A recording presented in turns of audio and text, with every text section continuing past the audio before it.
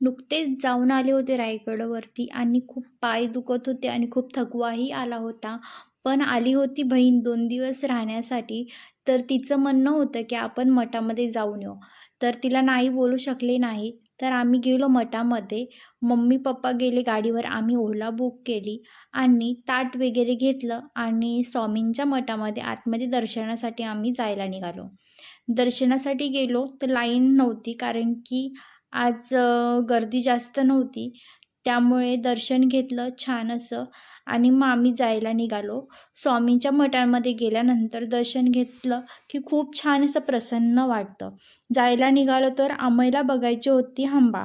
तर तो हंबा बघायला तिला सांगतो, "चल, घरी चल." असं बोलत होता. मग त्याला घेतलं आणि आम्ही गेलो बीचवर निघालो.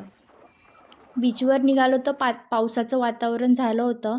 पण नशीब बीचवर जाईपर्यंत पाऊस आला नाही आणि मी आणि पप्पा मागे राहिलो होतो. बाकी सर्व पुढे निघून गेले होते.